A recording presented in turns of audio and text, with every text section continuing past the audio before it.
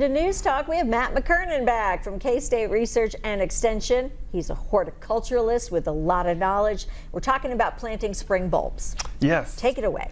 I love spring bulbs because they're so easy. Right now, when you purchase these bulbs, you can plant them anywhere from September into November. They're ready to go. They have the fully formed flowers for next spring's display already in these bulbs. So we want to make sure we purchase the right ones, but there's so many to choose from.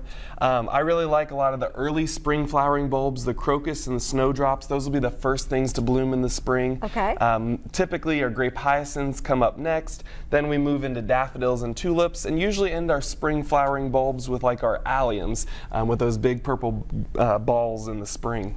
Now, you recommend putting bulbs in the ground. Yeah, most of these bulbs, the daffodils, the grape hyacinths, the crocus, most of these will come back year after year after year. So if we put them in the right place in the garden, we'll get basically beautiful spring flowers every year.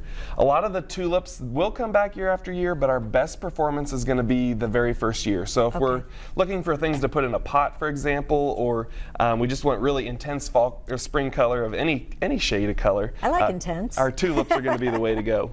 Okay, so tell us how you go about planting them. Yeah, so we really want to start by picking the right bulb.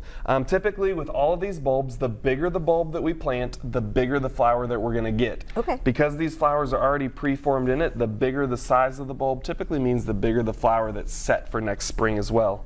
Often when we purchase bulbs, if we find bulbs with multiple necks or two growing points, yeah, basically you're going to get two flowers out of this one set of bulbs rather than just one. All right. We also really want to make sure that when we focus on these bulbs, we look at bulbs that are really going to be firm, dense. If we squeeze them, we're not going to be able to squeeze them. If you look at these two bulbs, for example, they look very similar, but if we squeeze this, you're going to see the dust coming from it. So you should go into the box and feel them. Yeah, feel them through the plastic if you can. Okay. I really want to show you that if we look in the middle of these bulbs, we cut one open. This is going to kill it. Looks like an onion. It does, but all of these different layers here are going to be the leaves that form next spring, and that yellow center there, that's next year's flower, just waiting to grow.